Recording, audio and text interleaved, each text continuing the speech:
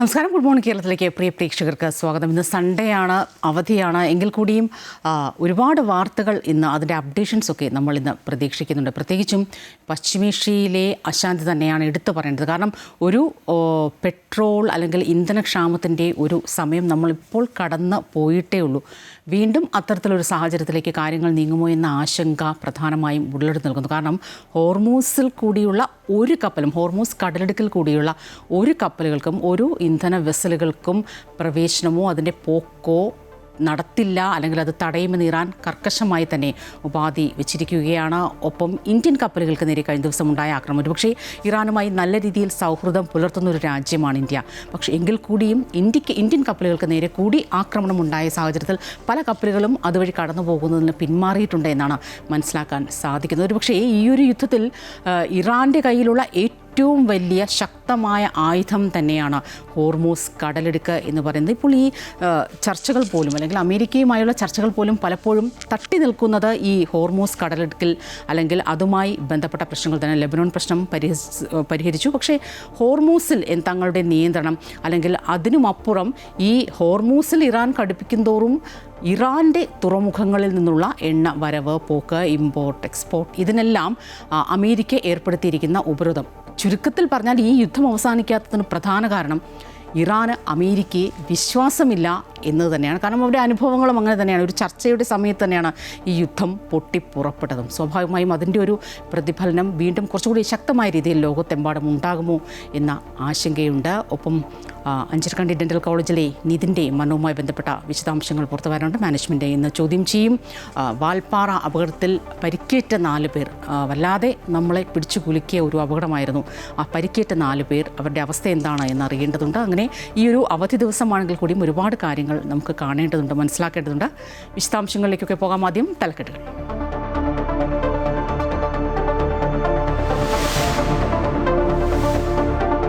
ഹോർമൂസിലെ ഇറാന്റെ കപ്പലാക്രമണത്തിൽ കടുത്ത പ്രതിഷേധത്തിൽ ഇന്ത്യ. ഹോർമൂസ് കടക്കുന്ന കപ്പലുകൾ ആക്രമിക്കുമെന്നാവർത്തിച്ച് ഇറാൻ. US സമുദ്ര ഉപരോധം അവസാനിപ്പിക്കാതെ കപ്പലുകൾ കടത്തിവിടില്ലെന്ന് ഇറാൻ. ഇന്ത്യൻ കപ്പൽ ആക്രമിക്കപ്പെട്ടതോടെ പിന്മാറി മറ്റ് ടാങ്കറുകൾ.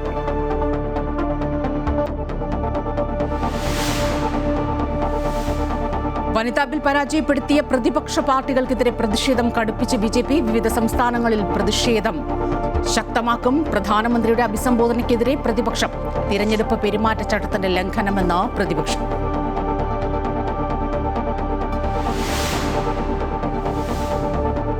വാൽപ്പാറ അപകടത്തിൽ പരിക്കേറ്റ 4 പേർ ചികിത്സയിൽ തുടരുന്നു. 2 പേരുടെ നില ഗുരുതരം. പെരിന്തൽമണ്ണയിൽ ചികിത്സയിൽ കഴിയുന്ന മസ്ലിന്റെയും കോയമ്പത്തൂർ മെഡിക്കൽ കോളേജിൽ ചികിത്സയുള്ള സഹദീൻ മുഹമ്മദിന്റെയും ആരോഗ്യനില തൃപ്തികരമെന്ന് ഡോക്ടർമാർ.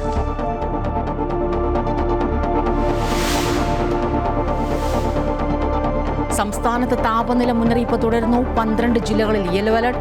പാലക്കാട് 40 ഡിഗ്രി സെൽഷ്യസ് കടന്നേക്കുമെന്ന് മുന്നറിയിപ്പ്. ഈ മാസം അവസാനത്തോടെ വിവിധ ജില്ലകളിൽ വേനൽ മഴ പെയ്യാൻ സാധ്യത.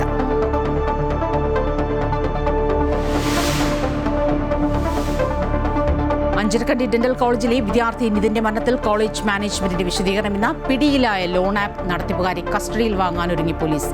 പ്രതികളെ വിശദമായി ചോദ്യം ചെയ്യും.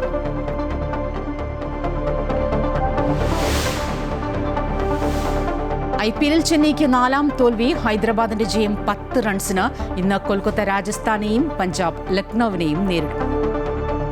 ലോകത്തിന് സാമ്പത്തിക പ്രഹരം കടുപ്പിച്ച് ഹോർമൂസ് കടലിടുക്കിൽ പിടിമുറുക്കി ഇറാൻ. ഹോർമൂസ് കടക്കാൻ ശ്രമിക്കുന്ന കപ്പലുകളെ ആക്രമിക്കുമെന്ന നിലപാടിൽ ഉറച്ചു തന്നെയാണ് ഇറാൻ.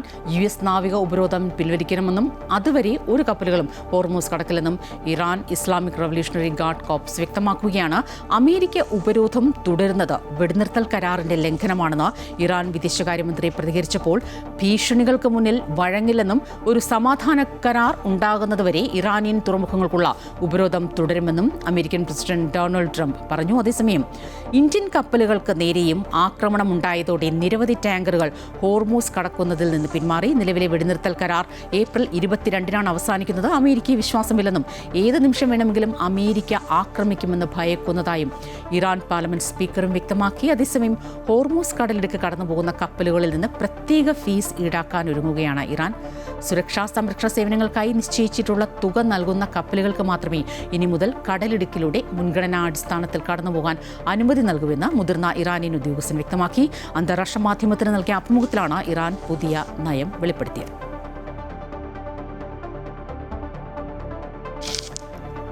സംസ്ഥാനത്ത് താപനില മുന്നറിയിപ്പ് തുടരുകയാണ്. 12 ജില്ലകളിൽ yellow alert. Palakkad 40 degree Celsius കടന്നേക്കുമെന്ന മുന്നറിയിപ്പ്. ഈ മാസം അവസാനത്തോടെ വിവിധ ജില്ലകളിൽ വേനൽ മഴ പെയ്യാൻ സാധ്യത. എബി ചേരുകയാണ് വിവരങ്ങളുമായി. എബി, ഈ പറഞ്ഞതുപോലെ ഒരു രക്ഷയുമില്ല കേട്ടോ. ഈ ചൂട് കാരണം പുറത്തിറങ്ങാൻ വയ്യാത്ത അവസ്ഥയാണ്. പക്ഷേ ആശ്വാസകരമായി ഇപ്പോൾ ഈ റിപ്പോർട്ടിൽ കണ്ടതുപോലെ ഈ മാസം അവസാനം വേനൽ മഴ ഉണ്ടാകും എന്ന സൂചനകൾ. എന്താണ് ലഭിക്കുന്ന വിവരങ്ങൾ? നമ്മൾ കഴിഞ്ഞ കുറേ ദിവസങ്ങളായി ഈ ശക്തമായിട്ടുള്ള ചൂടിലൂടെ കടന്നു പോവുകയാണ്. രാവെന്നോ പകലെന്നോ വ്യത്യാസമില്ലാതെയാണ് ഈ ചൂട് ഇത്രമാത്രം കഠിനമായ രീതിയിൽ തുടർന്നുകൊണ്ടിരിക്കുന്നത്. എന്തായാലും അതിൽ ഒരാശ്വാസമെന്ന് പറയുന്നത് നാളെയോടുകൂടി ഈ കഠിനമായിട്ടുള്ള ചൂടിന് ഒരു നേരിയ ശമനം ഉണ്ടാകുമെന്ന് തന്നെയാണ് കാലാവസ്ഥാ വകുപ്പ് അറിയിക്കുന്ന ഒരു വിവരമെന്ന് പറയുന്നത്. നേരത്തെ ഈ സമയങ്ങളിലെല്ലാം തന്നെ ഈ തെക്കൻ കർണാടകയുടെ ഭാഗങ്ങളിൽ ഒരു എതിർ ചക്രവാതം രൂപപ്പെട്ടിരുന്നു. അതാണ് ഇത്തരത്തിൽ ഈ ചൂട് കൂടുന്നതിനും ഒപ്പം തന്നെ ഈ മഴമേഘങ്ങളെ തടഞ്ഞു നിർത്തുന്നതിനും ഇടിയോട് കൂടിയിട്ടുള്ള മഴമേഘങ്ങളെ തടഞ്ഞു നിർത്തുന്നതിനൊക്കെ തന്നെ കാരണമായത് ആ ഒരു എതിർ ചക്രവാതമായിരുന്നു. അത് മാറുന്നു എന്ന് തന്നെയാണ് ഇത്തരത്തിൽ ഈ നമുക്കൊരു ആശ്വാസകരമായിട്ടുള്ള വാർത്തയ്ക്ക് ആധാരമായിട്ടുള്ളത്. അതുകൊണ്ട് തന്നെ നാളെ മുതൽ ഈ കനത്ത ചൂടിൽ ഒരു നേരിയ കുറവുണ്ടാകും എന്നുള്ള കാര്യം കാലാവസ്ഥാ വകുപ്പ് അറിയിക്കുന്നു. ഒപ്പം തന്നെ ഈ ഏപ്രിൽ മാസം അവസാനത്തോടുകൂടി വേനൽ മഴയ്ക്ക് സാധ്യതയുണ്ട് എന്നുള്ള കാര്യവും വളരെ ആശ്വാസകരമായിട്ടുള്ളൊരു കാര്യം തന്നെയായിട്ടാണ് നമുക്ക് പ്രേക്ഷകരിലേക്ക് എത്തിക്കാനുള്ളത്. എന്തായാലും ഇന്നത്തെ ദിവസങ്ങളിൽ, അതായത് ഈ ദിവസവും ശക്തമായിട്ടുള്ള ചൂടിനുള്ള മുന്നറിയിപ്പ് ഇപ്പോൾ കാലാവസ്ഥാ വകുപ്പ് നൽകുന്നുണ്ട്. അതിശക്തമായിട്ടുള്ള ചൂട് വിവിധ ജില്ലകളിൽ അനുഭവപ്പെടും. അതിൽ ഏറ്റവും അധികം പാലക്കാട് ജില്ല തന്നെയാണ്. കഴിഞ്ഞ കുറേ ദിവസങ്ങളായി പാലക്കാട് 40 ഡിഗ്രിക്ക് അടുത്ത് തന്നെ ചൂട് രേഖപ്പെടുത്തുന്ന സാഹചര്യമാണ്. ഇന്നും അതിന് സമാനമായ രീതിയിലുള്ള സാഹചര്യമായിരിക്കും എന്ന് തന്നെ പറഞ്ഞു വെക്കുന്നു. ഒപ്പം തന്നെ കൊല്ലത്തും ശക്തമായിട്ടുള്ള ചൂട് അനുഭവപ്പെടും. 39 ഡിഗ്രി വരെ അവിടെ ചൂട് ഉയരാനുള്ള സാധ്യതയുണ്ട് എന്ന് പറയുന്നു. പാലക്കാട് 40 ഡിഗ്രിയോട് അടുക്കുമെന്നും പറയുന്നുണ്ട്. ആ നിലയ്ക്ക് വയനാട്, ഇടുക്കി ഒഴികെയുള്ള 12 ജില്ലകളിൽ യെല്ലോ അലർട്ട് പ്രഖ്യാപിച്ചിരിക്കുകയാണ്. അതിശക്തമായിട്ടുള്ള ചൂട് അനുഭവപ്പെടും. അതുകൊണ്ട് തന്നെ ഈ സമയങ്ങളിൽ, അതായത് രാവിലെ 11 മണി മുതൽ 3 മണി വരെയുള്ള സമയങ്ങളിൽ വലിയ രീതിയിലുള്ള ജാഗ്രത പാലിക്കണം എന്ന് തന്നെയാണ് ഈ മുന്നറിയിപ്പിലൊക്കെ തന്നെയും ഉള്ളത്. വെയിൽ നേരിട്ടടിക്കാതിരിക്കുന്നതിനുള്ള ശ്രമങ്ങളൊക്കെ തന്നെയും തൊഴിലാളികളുടെ ഭാഗത്തുനിന്ന് പോലും അവരുടെ ജോലി പോലും ആ നിലയ്ക്ക് തന്നെ ക്രമീകരിക്കണം എന്നുള്ള ഒരു കർശനമായിട്ടുള്ള നിർദ്ദേശങ്ങളുണ്ട്. എന്തായാലും ഈ ദിവസങ്ങളിൽ നമ്മൾ അനുഭവിച്ചു വന്നിരുന്ന ആ ഒരു കനത്ത ചൂടിന് നാളെ മുതൽ ഒരു നേരിയ ശമനം ഉണ്ടാകുമെന്ന് തന്നെയാണ് ഈ ഘട്ടത്തിൽ നമുക്ക് പറയാൻ കഴിയുന്ന ഒരു ആശ്വാസകരമായിട്ടുള്ള കാര്യം. ഒപ്പം തന്നെ ഏപ്രിൽ അവസാന വാരത്തിൽ വേനൽ മഴയ്ക്കുള്ള സാധ്യതയും കാണുന്നു എന്നും കാലാവസ്ഥാ വകുപ്പ് അറിയിക്കുന്നു. 12 ജില്ലകളിലാണ് കേട്ടോ യെല്ലോ അലർട്ട്. ഈ പാലക്കാടൊക്കെ 40 ഡിഗ്രിക്ക് അപ്പുറം പോകുമെന്ന് പറയുമ്പോൾ എടുത്തു പറയേണ്ട കാര്യം, ഈ ഹീറ്റ് സ്ട്രോക്ക് ക്ലിനിക്കുകളൊക്കെ പ്രവർത്തനം തുടങ്ങിയിട്ടുണ്ട്. ഏതെങ്കിലും തരത്തിൽ സൂര്യാതപം ഏറ്റിട്ടുണ്ട് അല്ലെങ്കിൽ സൂര്യാഘാതം ഏറ്റിട്ടുണ്ടെന്ന് സംശയം തോന്നിയാൽ ഉടൻ തന്നെ ഏറ്റവും അടുത്ത ആശുപത്രികളിൽ അല്ലെങ്കിൽ ഇത്തരത്തിലുള്ള ഈ സ്ട്രോക്ക് ക്ലിനിക്കുകളിലൊക്കെ എത്രയും പെട്ടെന്ന് എത്തേണ്ടതാണ്. മാത്രമല്ല ധാരാളം വെള്ളം കുടിക്കണം. പരമാവധി സൺ എക്സ്പോഷർ അല്ലാത്ത ഡ്രസ്സുകൾ, ഫുൾ കൈയുള്ള ഡ്രസ്സുകളൊക്കെ ധരിക്കുക. കടുത്ത നിറങ്ങളുള്ള ഡ്രസ്സുകൾ ധരിക്കാതിരിക്കുക. ധാരാളം വെള്ളം കുടിക്കുക. ഈ പുറത്തിറങ്ങി ജോലി ചെയ്യുന്നവരാണ് ഒരുപക്ഷെ ശ്രദ്ധിക്കേണ്ടത്. ഈ 10 മുതൽ 3 മണി വരെയുള്ള സമയത്ത് പുറത്തിറങ്ങി ജോലി ചെയ്യുന്നവർക്ക് അതുമായി ബന്ധപ്പെട്ട രീതിയിലുള്ള ഈ ജോലി സമയങ്ങളിലുള്ള അഡ്ജസ്റ്റ്മെൻറ്റ് അതൊക്കെ പരമാവധി ഈ ജോലി സ്ഥാപന ഉടമകളൊക്കെ നൽകേണ്ടതാണ്. അങ്ങനെ ഒരുപാട് നിർദ്ദേശങ്ങളുണ്ടെങ്കിലും ആശ്വാസകരമാകുന്നത് അടുത്ത് തന്നെ ഈ ഒരു 10 ദിവസങ്ങൾക്കുള്ളിൽ തന്നെ അടുത്ത വേനൽ മഴ ഉണ്ടായേക്കും എന്ന സൂചനകളാണ്. എന്തായാലും നമുക്ക് കാത്തിരിക്കാം.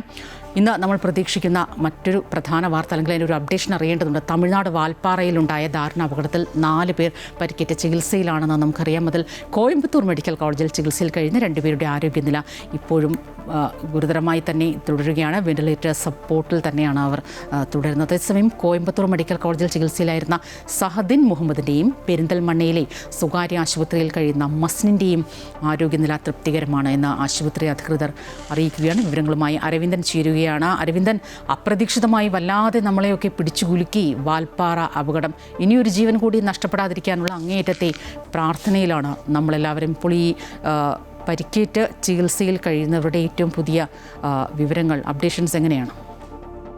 സ്വപ്ന, ദാരുണമായ അപകടത്തിൽ പരിക്കേറ്റ് ചികിത്സ കഴിയുന്ന 4 പേരാണ്. ഇതിൽ 2 പേരുടെ നിലയാണ് അതീവ ഗുരുതരമായി തുടരുന്നത്. കോയമ്പത്തൂർ മെഡിക്കൽ കോളേജ് ആശുപത്രിയിൽ കഴിയുന്ന നൌഷാദ് അലി, മുഹമ്മദ് ഫൈസ് എന്നിവരുടെ ആരോഗ്യനില തൃപ്തികരമല്ല, അതീവ ഗുരുതരമായി തുടരുകയാണ്. തീവ്ര പരിചരണ വിഭാഗത്തിലാണ് അവർ ഇപ്പോഴും ഉള്ളത്. എന്തായാലും മെഡിക്കൽ സംവിധാനം കാര്യക്ഷമമായി പ്രവർത്തിക്കുന്നു, വേണ്ട എല്ലാ സൗകര്യങ്ങളും ചെയ്യുന്നുണ്ട് എന്നാണ് നമുക്ക് അറിയാൻ കഴിയുന്നത്.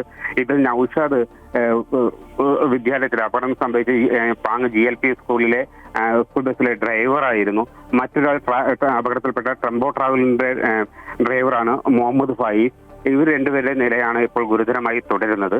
അതേസമയം കഴിഞ്ഞ ദിവസം മരണപ്പെട്ട സാജിദ, സ്കൂളിലെ പാചകക്കാരിയായിരുന്ന സാജിദയുടെ മകൻ സഹീദ് മുഹമ്മദ്, അതുപോലെ തന്നെ ഷക്കീല എന്ന അധ്യാപകയുടെ മകൾ മസ്ലിൻ, ഇതിൽ മസ്ലിൻ പെരിന്തൽമണ്ണ ആശുപത്രിയിലെ സ്വകാര്യ ആശുപത്രിയിലാണുള്ളത്. ഇവരുടെ 2 പേരെയും ആരോഗ്യനില തൃപ്തികരമാണ്. ഇവരെ കഴിഞ്ഞ ദിവസം വാർഡിലേക്ക് മാറ്റി. ഇവർ മരുന്നുകളോടെല്ലാം കൃത്യമായി പ്രതികരിക്കുന്നുണ്ട് എന്ന് ആശുപത്രി അധികൃതർ അറിയിച്ചു. മസ്ലിന ഉമ്മയുടെ മരണം ഇതുവരെ അറിഞ്ഞിട്ടില്ല. ആ കുട്ടിക്ക് 11 വയസ്സുകാരിയാണ് മസ്ലിൻ. അവർക്കത് താങ്ങാവുന്നതിൽ അപ്പുറമായിരിക്കും ഉമ്മയുടെ മരണം. അതിനാൽ തന്നെ ഇക്കാര്യം ഇതുവരെ അധികൃതർ ബന്ധുക്കളോ ഇക്കാര്യം അറിയിച്ചിട്ടില്ല. എന്തായാലും ഈ 2 പേരെയും ആരോഗ്യനില തൃപ്തികരമാണെന്ന് ആശുപത്രി അധികൃതർ പറയുന്നുണ്ട്. ഗുരുതരമായി തുടരുന്നവരുടെ ആരോഗ്യനിലയിൽ സംസ്ഥാന സർക്കാരും നിരന്തരം ശ്രദ്ധ വയ്ക്കുന്നുണ്ട്. കോയമ്പത്തൂർ ജില്ലാ കളക്ടറുമായി നിരന്തരം ബന്ധപ്പെടുന്നുണ്ട്. എന്തായാലും ആവശ്യമായ എല്ലാ ചികിത്സാ സഹായങ്ങളും നൽകുന്നുണ്ട്. ഇനി ദാരുണമായ മറ്റു വാർത്തയൊന്നും ഉണ്ടാകാതിരിക്കേണ്ട എല്ലാ ശ്രമവും ഉണ്ടാകുന്നു എന്ന് അധികൃതർ ഉറപ്പുവരുത്തുന്നു. എന്തായാലും ഇന്ന് കഴിഞ്ഞ ദിവസം മരണപ്പെട്ട 9 പേരുടെ മൃതദേഹങ്ങൾ എല്ലാ സംസ്കാരം ഇന്നലെ കഴിഞ്ഞിരുന്നു. ഏറ്റവും അവസാനമായി വൈകിട്ടോടുകൂടിയാണ് പ്രധാന അധ്യാപിക അജിതയുടെ മൃതദേഹം ഷൊർണൂർ ശാന്തി തീരത്ത് സംസ്കരിച്ചത്. എന്തായാലും നാട്ടുകാരെ സംബന്ധിച്ചിടത്തോളം ഇപ്പോഴും ആ ദുരന്തത്തിന്റെ ആഘാതത്തിൽ നിന്ന് മോചിതരായിട്ടില്ല. ആ വിദ്യാലയത്തിലെ പ്രവർത്തനവും ഇന്ന് അവധിയാണ്. നാളെ മുതൽ വിദ്യാലയം പ്രവർത്തിക്കേണ്ടതാണ്. വെറും 3 പേർ മാത്രമാണ് ആ വിദ്യാലയത്തിൽ പാങ്ങിലെ GLP സ്കൂളിൽ അവശേഷിക്കുന്നത്. അവരുടെ ദുഃഖം ഇതെല്ലാം ആ നാടിന്റെ മൊത്തം ദുഃഖമായി മാറിയിരിക്കുകയാണ്. എന്തായാലും ഈ ആഘാതത്തിൽ നിന്ന് എത്രയും പെട്ടെന്ന് മോചിതരാകാനുള്ള ശ്രമത്തിലാണ് നാട്ടുകാരും അതുപോലെ തന്നെ അവശേഷിക്കുന്ന അവിടുത്തെ ജീവനക്കാരും ഒപ്പം വിദ്യാർത്ഥികളും. സ്വപ്ന. തീർച്ചയായും അരവിന്ദൻ, ഈ ഒരു ആഘാതത്തിൽ പെട്ടെന്ന് അവർ ഇത് അതിജീവിച്ച് വരട്ടെ എന്ന് മാത്രമേ നമുക്ക് പറയാൻ സാധിക്കുകയുള്ളൂ. ഇനിയുള്ള 4 പേർ അവർ പെട്ടെന്ന് അവരുടെ ബുദ്ധിമുട്ടുകളെല്ലാം മാറി സുഖം പ്രാപിച്ചു വരട്ടെ എന്നും നമുക്ക് ഈ ഒരു അവസരത്തിൽ പ്രാർത്ഥിക്കാം. ഇനി കണ്ണൂർ അഞ്ചരക്കണ്ടിയിലെ ഡെന്റൽ കോളേജിലെ നിതിൻ്റെ മരണവുമായി ബന്ധപ്പെട്ട വാർത്തയിലേക്കാണ്. 1-ാം വർഷ BDS വിദ്യാർത്ഥി നിതിൻ്റെ മരണത്തിൻ്റെ കാര്യത്തിൽ ഒരു വ്യക്തത വരുത്തേണ്ടതുണ്ട്. എന്തായാലും ഇന്നിപ്പോൾ മാനേജ്മെൻറ്റിൻ്റെ മൊഴിയെടുക്കുമെന്നാണ് മനസ്സിലാക്കാൻ സാധിക്കുന്നത്. ഈ നിതിൻ്റെ മരണവുമായി ബന്ധപ്പെട്ട് ഉയർന്ന ആരോപണങ്ങൾക്ക് കോളേജ് അധികൃതർ മറുപടി നൽകും. അധ്യാപകർക്കെതിരെ സ്വീകരിച്ച നടപടികളും വ്യക്തമാക്കും. അതേസമയം നിതിനെയും ടീച്ചറെയും ഭീഷണിപ്പെടുത്തി പണം തിരികെ അടപ്പിക്കാൻ ശ്രമിച്ച ലോൺ ആപ്പ് നടത്തിപ്പുകാരെ കസ്റ്റഡിയിൽ വാങ്ങി വിശദമായി ചോദ്യം ചെയ്യാനൊരുങ്ങുകയാണ് പ്രത്യേക അന്വേഷണ സംഘം. വിവരങ്ങളുമായി ജോസഫ് അഗസ്റ്റിൻ ചേരുകയാണ്. ജോസഫ്, നിതിൻ രാജിൻ്റെ മരണത്തിലേക്ക് തുടക്കത്തിൽ നയിച്ച ഒരുപാട് കാരണങ്ങൾ നമ്മൾ പറഞ്ഞു കഴിഞ്ഞു. അതിനപ്പുറം എന്തെങ്കിലും ആ കുട്ടിയെ മരണത്തിലേക്ക് തള്ളിവിട്ടോ? എന്ത് കാരണങ്ങൾ? അതിൽ ഒരു ക്ലാരിറ്റി വരുത്തേണ്ടതുണ്ട്. അപ്പോൾ മാനേജ്മെൻറ്റിൻ്റെ ഭാഗത്തു നിന്നുള്ള ഒരു വിശദീകരണം ഉണ്ടാകുമല്ലോ. അവർ മറുപടി നൽകുന്നതാണോ അതോ അന്വേഷണ സംഘത്തിന് മൊഴി നൽകുന്നതാണോ?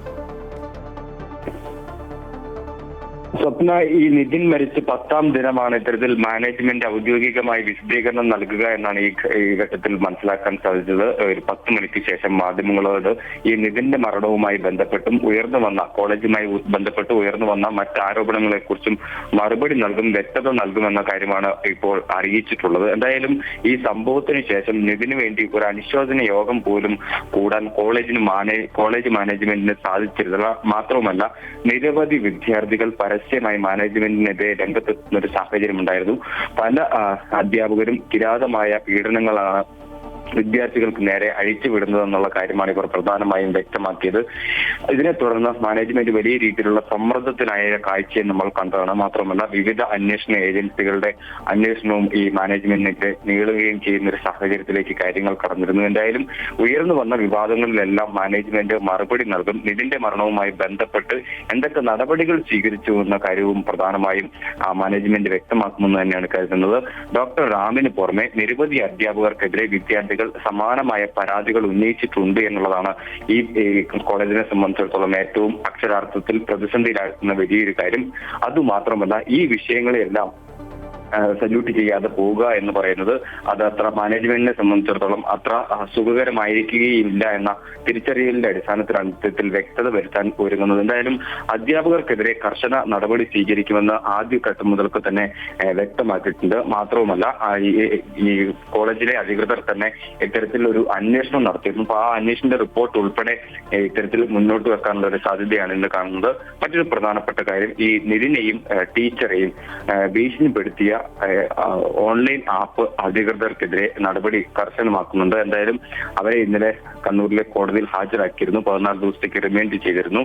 ആ റിമാൻഡ് ചെയ്തവരെ പോലീസ് കസ്റ്റഡിയിൽ വാങ്ങി വിശദമായ ചോദ്യം ചെയ്യലിന് വിധേയമാക്കാൻ ഒരുങ്ങുകയാണ് പ്രത്യേക അന്വേഷണ സംഘം.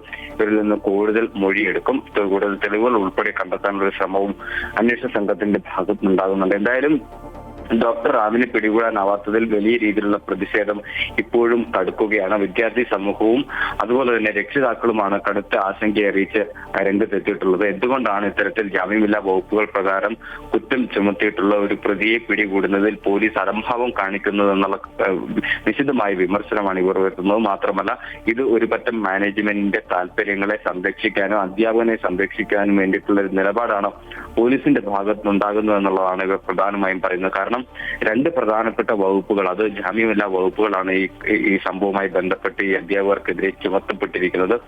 എന്നിട്ട് പോലും പോലീസ് ഇവരെ പിടികൂടാൻ ഒരു ശ്രമവും പോലീസിന്റെ ഭാഗത്തുനിന്ന് ഉണ്ടാകുന്നില്ല എന്നുള്ള കാര്യം പ്രധാനമായും ഇത്തരത്തിൽ വിദ്യാർത്ഥികൾ ഉൾപ്പെടെ അറിയിക്കുന്ന ഒരു സാഹചര്യത്തിലുണ്ട്. എന്തായാലും കഴിഞ്ഞ ദിവസങ്ങളിൽ ആരോഗ്യ സർവകലാശാലയിൽ നിന്നുള്ള അന്വേഷണ വിഭാഗം ഇവിടെ എത്തി തെളിവെടുപ്പ് നടത്തിയിരുന്നു. കുട്ടികളുടെയും രക്ഷിതാക്കളുടെയും അധ്യാപകരുടെയും ഉൾപ്പെടെ മൊഴികൾ രേഖപ്പെടുത്തിയാണ് പ്രത്യേക അന്വേഷണ സംഘം വിവരങ്ങളും തെളിവുകളും ശേഖരിച്ചത്. കർശന നടപടി ഉണ്ടാകുമെന്ന് സൂചന ലഭിച്ചിട്ടുണ്ട്. ഒരുപക്ഷെ കോളേജിന്റെ അംഗീകാരം ഉൾപ്പെടെ റദ്ദാക്കിയേക്കാൻ ഉള്ള സാധ്യതയാണ് മുന്നിൽ കാണുന്നത്. കാരണം ഈ കോളേജിനെതിരെ മുമ്പും സമാന രീതിയിലുള്ള പരാതികൾ ഉയർന്നൊരു സാഹചര്യമുണ്ട്. മാത്രമല്ല പല കാര്യങ്ങളിലും അനുമതി ഇല്ലാതെയാണ് പ്രവർത്തിക്കുന്നത്. കോളേജിൽ കൃത്യമായ ലൈസൻസ് ഉൾപ്പെടെ പല കാര്യങ്ങൾക്കും ഇല്ല എന്ന് തന്നെയാണ് മനസ്സിലാക്കാൻ സാധിക്കുന്നത്. ഭൂമി കയ്യേറി, അത് ഭൂമിയിലെ തരം മാറ്റം ഉൾപ്പെടെ കയ്യേറ്റ ഭൂമിയിലാണ് ഉള്ളതെന്നുള്ള കാര്യങ്ങളെല്ലാം സർക്കാരും കണ്ടെത്തിയിരുന്നു. അങ്ങനെ ഈ കോളേജിന്റെ അഫിലിയേഷൻ ഉൾപ്പെടെ അംഗീകാരം ഉൾപ്പെടെ നഷ്ടപ്പെടാനുള്ള ഒരു സാധ്യതയാണ് ഇപ്പോൾ മുന്നിൽ കാണുന്നത്.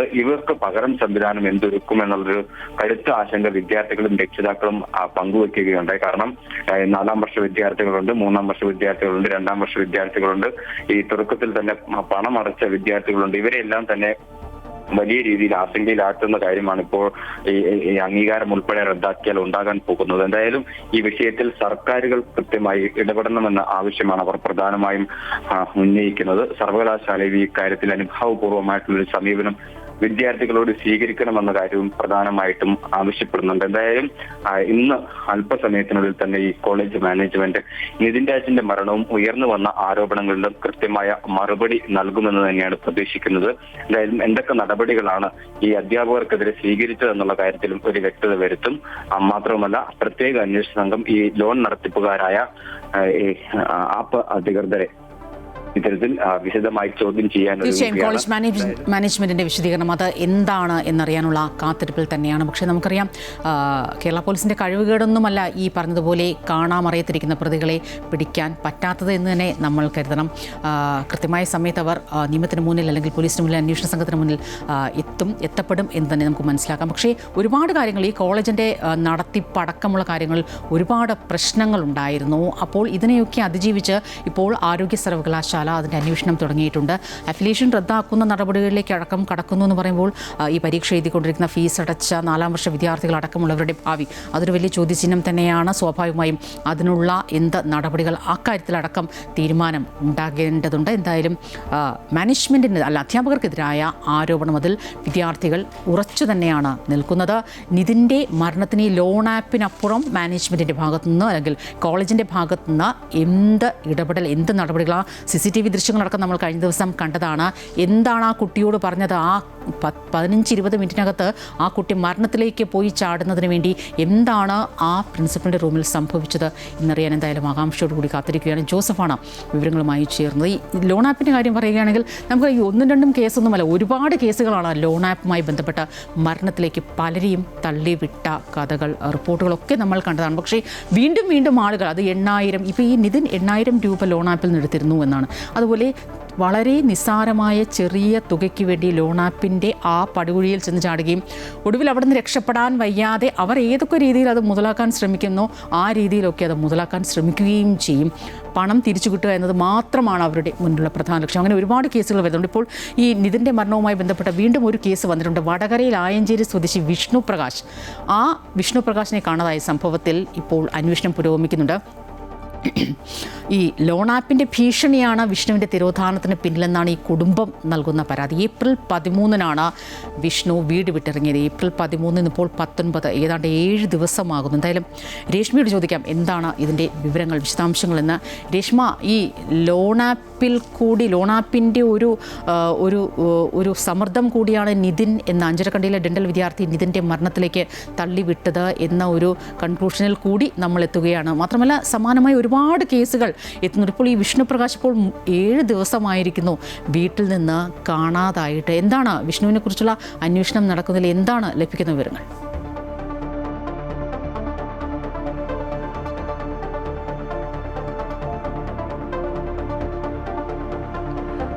വിഷ്ണു ആയഞ്ചേരി സ്വദേശിയാണ്. കഴിഞ്ഞ ഏപ്രിൽ 13 മുതലാണ് വിഷ്ണുവിനെ കാണാതാവുന്നത്.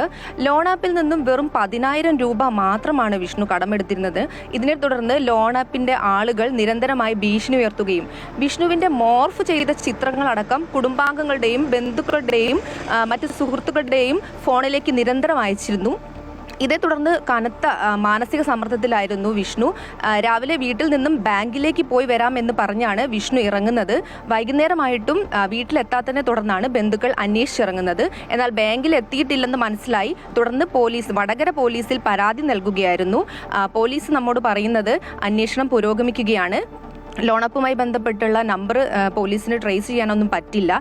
ആദ്യം തന്നെ നമ്മൾ ലോൺ ആപ്പ് എടുക്കരുതെന്നുള്ള ജാഗ്രതാ നിർദ്ദേശം പോലീസ് നിരന്തരം നൽകിയിരുന്നു എല്ലാവർക്കും.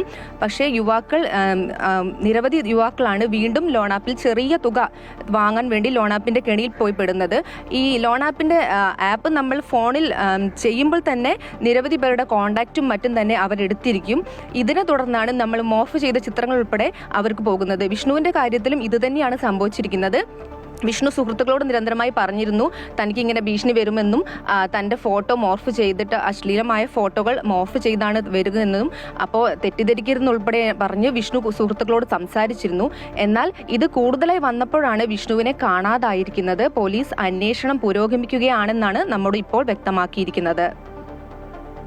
7 ദിവസമായി വിഷ്ണു പ്രകാശിനെ കാണാതായിട്ട്. ലോൺ ആപ്പുകാരുടെ സമ്മർദ്ദം, വിഷ്ണു ഈ പറഞ്ഞതുപോലെ ലോൺ ആപ്പിൽ നിന്ന് കാശ് വാങ്ങിയിരുന്നു. അവരുടെ ഭീഷണിയാണ് വിഷ്ണുവിൻ്റെ തിരോധാനത്തിന് പിന്നിലെന്ന കുടുംബം പരാതിപ്പെടുകയാണ്. പക്ഷേ 7 ദിവസം കഴിഞ്ഞിട്ടും ഒരു വിവരവും അറിയുന്നില്ല എന്നിടത്താണ് നമ്മുടെയൊക്കെ ആശങ്ക വർദ്ധിക്കുന്നത്.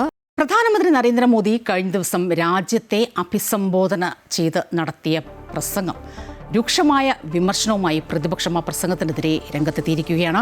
പ്രധാനമന്ത്രിയുടെ രാജ്യത്തോടുള്ള അഭിസംബോധനയ്ക്കുണ്ടാകേണ്ട പവിത്രത കളഞ്ഞുകുളിക്കുന്ന രാഷ്ട്രീയ പ്രസംഗമാണ് നടന്നതെന്നാണ് കോൺഗ്രസ് ആരോപിക്കുന്നത്. കോൺഗ്രസിനെ കുറിച്ച് പ്രധാനമന്ത്രി പറഞ്ഞതെല്ലാം കളവാണെന്ന് ജയറാം രമേശ് വിമർശിച്ചു. നിലവിലെ സംഖ്യയിൽ വനിതാ സംവരണം നടപ്പിലാക്കാൻ നാളെ ബില്ല് കൊണ്ടുവന്നാലും പിന്തുണയ്ക്കുമെന്ന് കോൺഗ്രസ് വ്യക്തമാക്കി. ബംഗാളിലെയും തമിഴ്നാട്ടിലെയും തിരഞ്ഞെടുപ്പ് ലക്ഷ്യമാക്കിയുള്ള പ്രസ്താവനയാണ് മോദി നടത്തിയതെന്നാണ് കോൺഗ്രസിന്റെ വാദം. അതേസമയം വനിതാ സംവരണ ബിൽ പരാജയപ്പെട്ടത് പ്രതിപക്ഷത്തിനെതിരെ ആയുധമാക്കിയിരിക്കുകയാണ് BJP. കോൺഗ്രസ് ഉൾപ്പെടെയുള്ള പാർട്ടികൾ സ്ത്രീകൾക്ക് ലഭിക്കേണ്ട അവകാശം ഇല്ലാതാക്കി എന്നാണ് BJPയുടെ ആരോപണം. ഇക്കാര്യം ഉന്നയിച്ച് വനിതകളെ അണിനിരത്തി രാജ്യവ്യാപകമായി പ്രതിഷേധ പ്രകടനങ്ങളും പ്രചാരണ പരിപാടികളും BJP തുടങ്ങിയിട്ടുണ്ട്.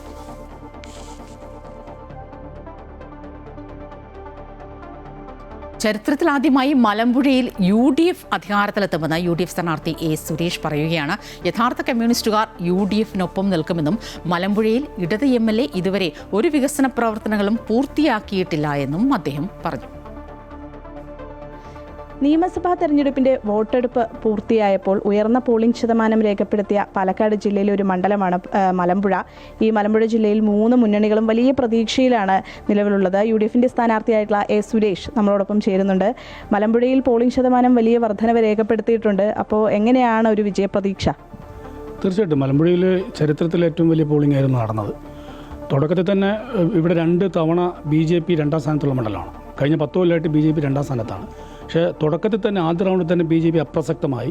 LDF UDF തമ്മിലായിരുന്നു മത്സരം. ഇത്തവണ കടുത്ത മത്സരം വന്നു.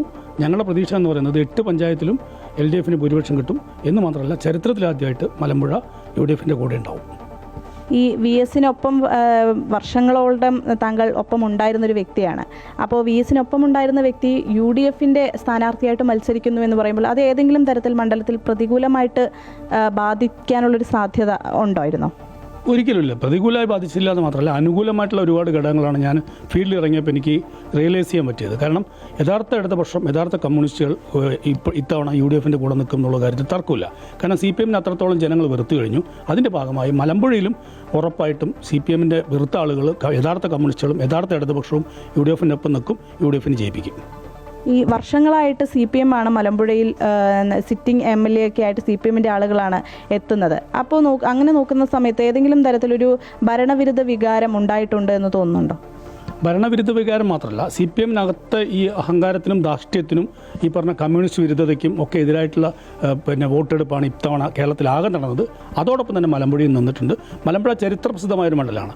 മലമ്പുഴയിൽ EK നായനാർ ജയിച്ചിട്ടുണ്ട്, VS അച്യുതാനന്ദൻ 4 തവണ ജയിച്ചിട്ടുണ്ട്, ശിവാസ്മനൻ ജയിച്ചിട്ടുണ്ട്. അങ്ങനെ ഒരുപാട് ഇതിഹാസതുല്യരായിട്ട് ആളുകൾ ജയിച്ച മണ്ഡലമാണ്. ആ മണ്ഡലം ഇത്തവണ UDF-ൻ്റെ ഒപ്പം നിൽക്കും. യഥാർത്ഥ കമ്മ്യൂണിസ്റ്റുകൾ UDF-ൻ്റെ ഒപ്പം നിൽക്കും. UDF-നെ വിജയിപ്പിക്കും. ഈ തെരഞ്ഞെടുപ്പിൻ്റെ സമയത്താണ് ഈ LDF സ്ഥാനാർത്ഥിയുടെ ഒരു വീഡിയോ പുറത്തു വരുന്നത്. ഇത്തരത്തിൽ ഈ കുടിവെള്ളത്തിന് വേണ്ടി കളക്ടർക്ക് പരാതി നൽകിയ ആളുകളുടെ അടുത്ത് വളരെ പരുഷമായിട്ട് അദ്ദേഹം സംസാരിക്കുന്ന തരത്തിലുള്ള വീഡിയോ ഒക്കെ പുറത്തു വന്നിരുന്നു. അത് തെരഞ്ഞെടുപ്പിനെ ബാധിക്കാനുള്ളൊരു സാധ്യതയില്ലേ? അതുമാത്രമല്ല ഈ തെരഞ്ഞെടുപ്പിൽ ഈ LDF-ൻ്റെ MLA-ക്കെതിരെ അതിരൂക്ഷമായ ആളുകളുടെ പ്രതികരണമാണ് എനിക്ക് ഈ ഫീൽഡിൽ നിന്ന് മനസ്സിലാക്കാൻ കഴിഞ്ഞത്. ആളുകളോട് മോശമായി പെരുമാറുക, ധാർഷ്ട്യത്തോടെ പെരുമാറുക. കുടിവെള്ളം 8 പഞ്ചായത്തിലെ ഏറ്റവും വലിയ പ്രശ്നം എന്നത് കുടിവെള്ള ക്ഷാമം രൂക്ഷമുള്ള 8 പഞ്ചായത്താണ് മലമ്പുഴ മണ്ഡലത്തിലുള്ളത്. മാത്രമല്ല ഒരു വികസന പദ്ധതികളും പൂർത്തിയാക്കാത്ത നിലയിലാണ് കാണുന്നത്. ഏതെങ്കിലും ഒരു വികസന പദ്ധതി ഇദ്ദേഹം കൊണ്ടുവന്ന് നമുക്ക് പറയാൻ കഴിയില്ല. എന്ന് മാത്രമല്ല മലമ്പുഴയിൽ എന്താണ് വികസനം നടന്നത്? മലമ്പുഴ ഏറ്റവും വലിയ വികസനം എന്ന് പറയുന്നത് മലമ്പുഴയുടെ ഏറ്റവും വലിയ ലാൻഡ്മാർക്ക് എന്ന് പറയുന്ന പൂന്തോട്ടമാണ്. പൂന്തോട്ടം അടച്ചുപൂട്ടിയിട്ട് 8 മാസമായി. അതുപോലെ തന്നെ നിരവധി പാലങ്ങൾ, റോഡുകൾ ഒന്നും പൂർത്തിയാക്കാതിരിക്കുകയാണ്. അതുപോലെ തന്നെ കുടിവെള്ളക്ഷാമം ഒരു പഞ്ചായത്തിലും കുടിവെള്ളക്ഷാമം പരിഹരിക്കാൻ ഈ MLA-ക്ക് കഴിഞ്ഞിട്ടില്ല. ഈ BJP-യുടെ അവകാശവാദം എന്ന് പറയുന്നത് ഈ പാലക്കാട് ജില്ലയിൽ 12-ൽ 6 സീറ്റുകൾ അവർ നേടും എന്നുള്ളതാണ്. അങ്ങനെ ഒരു സാധ്യതയുണ്ടോ BJP-ക്ക്? ഒരിക്കലുമില്ല. BJP-ക്ക് പാലക്കാട് നിന്നൊരു സീറ്റ് കിട്ടില്ല. തർക്കമില്ല കാര്യത്തിൽ. മലമ്പുഴയിൽ അവർ പുറകോട്ട് പോയി അവർ തന്നെ സമ്മതിച്ച കാര്യമാണ്. മലമ്പുഴയിലെ മത്സരം LDF-ഉം UDF-ഉം തമ്മിലാണ്. പാലക്കാട് പോലെ തന്നെ UDF വിജയിക്കും, മലമ്പുഴയും UDF വിജയിക്കും. അപ്പോൾ പൂർണ്ണമായ പ്രതീക്ഷയിൽ തന്നെയാണ്. തീർച്ചയായിട്ടും നല്ല പ്രതീക്ഷയാണ്. ജനങ്ങളുടെ റെസ്പോൺസാണ് ഈ പ്രതീക്ഷയ്ക്ക്. പിന്നെ എനിക്ക് കാതൽ എന്ന് പറയുന്നത് ജനങ്ങളുടെ ഒരു റെസ്പോൺസാണ്. എന്തായാലും ഇത്തവണ ചരിത്രത്തിലാദ്യമായി UDF മലമ്പുഴയിൽ വിജയിക്കും. തീർച്ചയായിട്ടും. കാരണം ഇനി ജനങ്ങൾ മനസ്സിലൊളിപ്പിച്ച ആ ഒരു വിഷയം അല്ലെങ്കിൽ ആ ഒരു വിജയി ആരാണെന്ന് അറിയാൻ ഇനി കുറച്ച് ദിവസങ്ങൾ മാത്രമേ ബാക്കിയുള്ളൂ. ഏതായാലും പൂർണ്ണ പ്രതീക്ഷയിൽ തന്നെയാണ് മലമ്പുഴയിൽ UDF സ്ഥാനാർത്ഥിയായിട്ടുള്ള A. സുരേഷ് ഉള്ളത്. ക്യാമറാമാൻ സുനിലിനൊപ്പം ആതിര രാധാകൃഷ്ണൻ, അമൃത ന്യൂസ്, പാലക്കാട്. തീർച്ചയായും വലിയ പ്രതീക്ഷയിൽ തന്നെയാണ് A. സുരേഷ്. എന്തായാലും തിരഞ്ഞെടുപ്പ് കാലത്ത് UDF-ലേക്ക് എത്തിയ വിസ്മയമായിരുന്നു സുരേഷ്. ഏത് രീതിയിലായിരിക്കും സുരേഷിൻ്റെ മലമ്പുഴയിലെ പെർഫോമൻസ് എന്ന അതിൻ്റെ ഫലം എന്താണ് എന്ന് നമുക്ക് കാത്തിരുന്ന് തന്നെ കാണേണ്ടതുണ്ട്. ചൂടുമായി ബന്ധപ്പെട്ട മറ്റൊരു വാർത്തയിലേക്ക് തന്നെയാണ്. ഈ ചൂട് കൂടുന്നതോടെ ഒരുപാട് മേഖലകൾ ഇതുമായി ബന്ധപ്പെട്ട് വലിയ രീതിയിൽ ബുദ്ധിമുട്ടിലാകാറുണ്ട്, പരിങ്ങലിലാകാറുണ്ട്. പ്രത്യേകിച്ച് ടൂറിസം മേഖല. ഈ തണുപ്പുള്ള സ്ഥലങ്ങളിലേക്കൊക്കെ നമ്മൾ പോയി കഴിഞ്ഞാൽ പലപ്പോഴും അവിടെ മഞ്ഞും കുളിരുമൊന്നും ഉണ്ടാകാനുള്ള സാധ്യത വളരെ കുറവാണ്, പ്രത്യേകിച്ച് ഇപ്പോഴത്തെ ചൂടിൽ. സമാനമായി ഈ ആലപ്പുഴ ഹൗസ് ബോട്ടുകൾക്കും ഏതാണ്ട് ഇതേ ഒരു രീതി തന്നെയാണ്.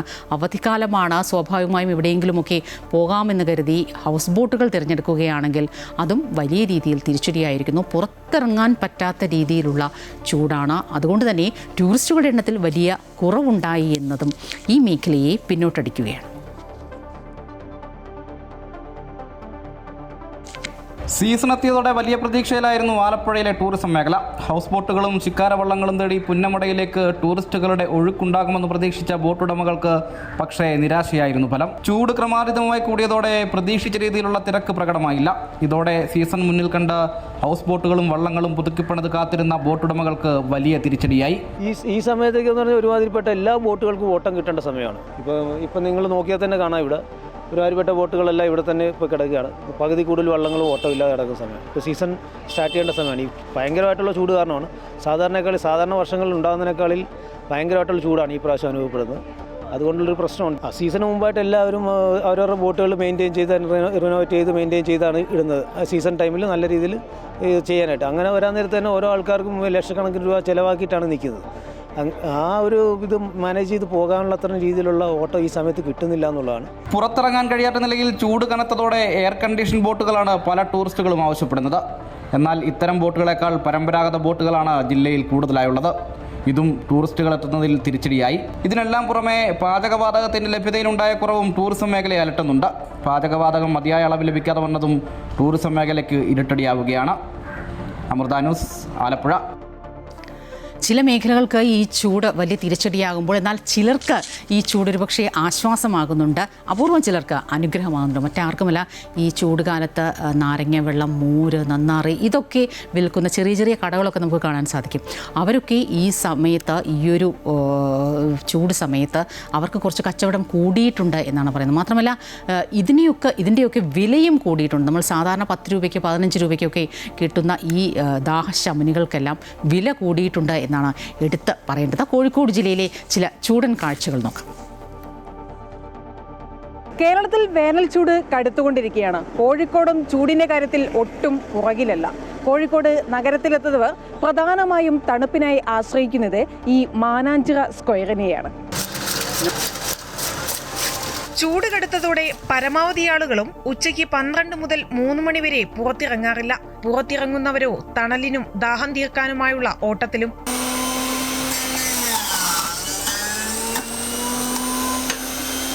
വത്തയ്ക്കാണ് ഡിമാൻഡ് കൂടുതൽ. ദാഹവും വിശപ്പും ഒരുപോലെ മറികടക്കുവാനാവും. വിലയും കുറവ്. നല്ല ചൂടാ, കടുന്ന ചൂടാ. വെള്ളത്തിന് 25 ഇപ്പം മേടിക്കുന്നുള്ളൂ. വാങ്ങിയാലൊന്നും വലിയ ഇപ്പോഴത്തെ സമയത്ത് ഒക്കൂല. അതിൻ്റെ വെള്ളം ഫുള്ളാക്കി വെള്ളം ഉപയോഗിക്കാതെ ചെയ്യുന്ന സംഗതിയാണ്. കാര്യമായിട്ട് വത്തക്കീന് ഇതാ, പപ്പായ ഒക്കെ ഇവിടെ കിടക്കുക, പൈനാപ്പിൾ പപ്പായ ഒക്കെ ഇവിടെ കിടക്കുക, കക്കീരൊക്കെ.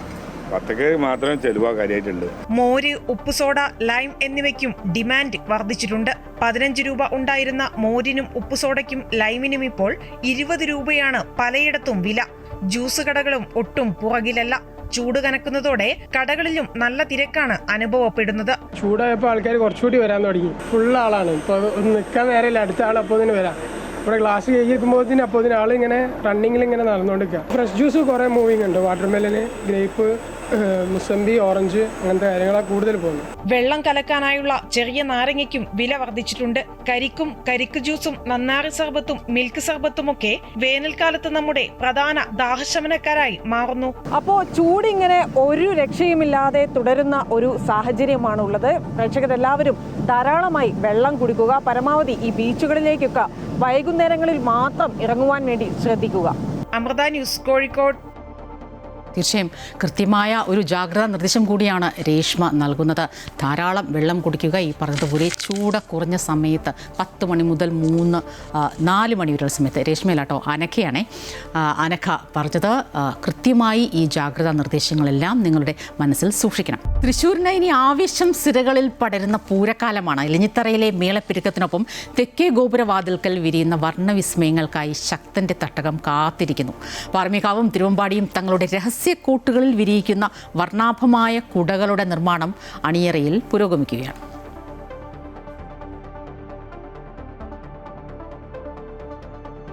പൂരപ്രേമികളുടെ കണ്ണഞ്ചിപ്പിക്കുന്ന കുടമാറ്റത്തിന് പിന്നിൽ മാസങ്ങൾ നീണ്ട കഠിനാധ്വാനത്തിന്റെ കഥയുണ്ട്. ഇത് വെറും കുടകളല്ല, തൃശ്ശൂരിന്റെ അഭിമാനവും ആവേശവും ഇഴചേർത്ത് നെയ്തെടുത്ത സ്വപ്നങ്ങളാണ്. ഇക്കുറിയും തിരുവമ്പാടിയും പാറമേക്കാവും ഒന്നിനൊന്നു മെച്ചമായ കുടകൾ അണിയറയിൽ ഒരുക്കുകയാണ്. സാധാരണ കുടകളിൽ നിന്ന് വ്യത്യസ്തമായി പൂരക്കുടകൾക്ക് വലിപ്പവും പ്രൗഢിയും കൂടുതലാണ്. മനോഹരമായ പട്ടുതുണികളും വെൽവെറ്റ് തുണികളുമാണ് കുടകൾക്ക് പ്രധാനമായും ഉപയോഗിക്കുന്നത്. മുത്തുകൾ, മിന്നുന്ന ചമയങ്ങൾ, സ്വർണ്ണക്കസവുകൾ എന്നിവ കൊണ്ട് പൊതിയുമ്പോൾ ഓരോ കുടയും വർണ്ണവിസ്മയമായി മാറുന്നു. ഇത്തവണത്തെ സർപ്രൈസ് ഐറ്റങ്ങൾക്കായി ഡിജിറ്റൽ പ്രിന്റുകളും LED ലൈറ്റുകളും പരീക്ഷിക്കുന്നുണ്ടെന്നാണ് സൂചനകൾ. കുടമാറ്റത്തിൽ സർപ്രൈസുകൾ ഉറപ്പാണെന്ന് തിരുവമ്പാടി ദേവസ്വം സെക്രട്ടറി ഗിരീഷ് കുമാർ പറയുന്നു. അതായത് അതൊരു എന്താ പറയുക, സസ്പെൻസ് അത് അപ്പോളെ മാത്രമേ അറിയിക്കുന്നുള്ളൂ. അതൊരു ഫ്രണ്ട്ലി മത്സരമാണ്. അതായത് പാറമേക്കാവിൻ്റെയും തിരുവമ്പാടിയുടെയും ഞങ്ങൾ 2 ദേവസ്വങ്ങളും എല്ലാ കാര്യങ്ങളും ഒരുമിച്ച് നിൽക്കുന്നത്. പൂര സമയത്തായാൽ ഈ വക കാര്യങ്ങൾക്ക്, ആനയുടെ കാര്യമായാലും കുടമാറ്റത്തിൻ്റെ കാര്യമായാലും മറ്റെല്ലാവരും മത്സര ബുദ്ധിയോട് കൂടിയിട്ടാണ് അത് നടത്താറ്. അത് ആ സമയത്ത് അതിൻ്റെ സസ്പെൻസ് നിലനിർത്തിക്കൊണ്ട് തന്നെ, അതിൻ്റെ ആ പകിട്ട് നിലനിർത്തിക്കൊണ്ട് തന്നെ ആ 1 മണിക്കൂർ നീണ്ടു നിൽക്കുന്ന ആ വർണ്ണശബളമായ ആ കാഴ്ച കാണാൻ ജനങ്ങൾ വരുമ്പോൾ അപ്പം അത് പ്രസൻറ്റ് ചെയ്യും. അതാണ് അതിൻ്റെ ഒരു ഭംഗി. മണൽ കൊണ്ട് നിർമ്മിച്ച കുടകൾ ഇത്തവണത്തെ പ്രത്യേകതകളാണെന്നും ആളുകളെ വിസ്മയിപ്പിക്കാൻ ഒരുപാട് പരീക്ഷണങ്ങൾ ഒരുക്കിയിട്ടുണ്ടെന്നും പാറമേക്കാവ് ദേവസ്വവും പറയുന്നു. ഒരു ഏറ്റവും വലിയ പ്രത്യേകത എന്ന് പറഞ്ഞാൽ മണൽക്കുടയുണ്ട്. ഇത്തവണ മണൽക്കുട, മണലുകൊണ്ട് പല പുണ്യസ്ഥലങ്ങളിൽ നിന്നും എടുത്തിട്ടുള്ള മണലുകൊണ്ട് മണൽ ഉണ്ടാക്കിയ കുടയുണ്ട്. തെക്കേ ഗോപുരനടയിൽ ആവേശത്തിന്റെ വേലിയേറ്റം സൃഷ്ടിക്കാൻ പൂരപ്രേമികൾ കാത്തിരിക്കുകയാണ്. അണിയറയിൽ ഒരുങ്ങുന്ന ഈ വർണ്ണക്കുടകൾ പൂര ദിവസം ആകാശത്തിന് പുതുവർണ്ണം നൽകുമെന്നുറപ്പാണ്. അമൃത ന്യൂസ്, തൃശൂർ.